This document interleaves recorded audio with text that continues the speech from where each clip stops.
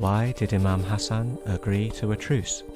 If there was one figure in early Islamic history who gave Imam Ali and his sons Imam Hassan and Imam Hussein a very difficult time with his tyrannical policies, it was Muawiyah, the son of Abu Sufyan. A question that is often posed is, why did Imam Hassan agree to a truce with Muawiyah, whilst his brother Imam Hussein stood in defiance against Yazid, the son of Muawiyah, in later years? Was Imam Hassan weak and vulnerable in his stance? To understand Imam Hassan's position, we need to explore two key factors which show that his circumstances differed with those of his father and his brother. First, the supporters and companions of Imam Hassan were men who had already been fighting against Muawiyah as well as the Khawarij for many months under Imam Ali. They had also been fighting for many months under the caliphate of Imam Hassan.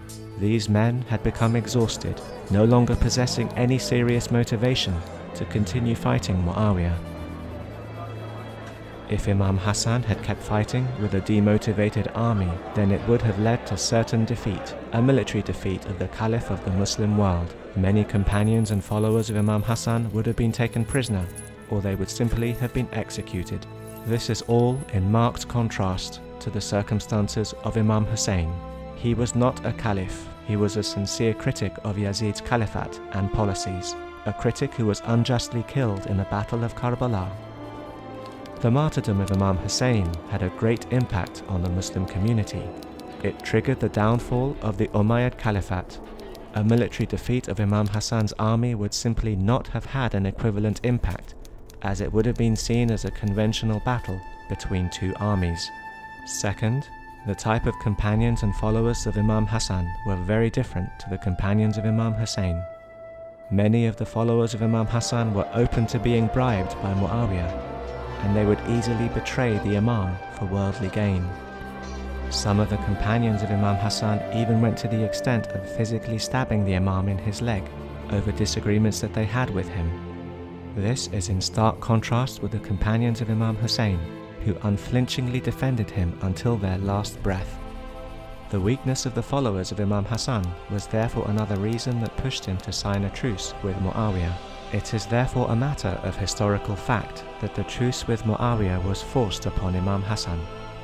It cannot be suggested that the Imam encouraged it, nor can it be suggested that he was happy with it.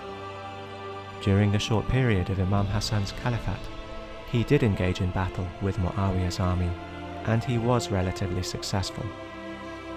However, for reasons mentioned, it eventually came to a point where the Imam had no choice but to accept a truce, as this was in the best interests of the Muslims at the time.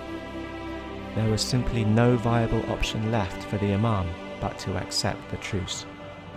Ultimately, however, even this decision of the Imam served to expose the tyrannical and treacherous face of Muawiyah as a rebel who spent an immense amount of time and wealth fighting against the righteous caliph of the Muslim world.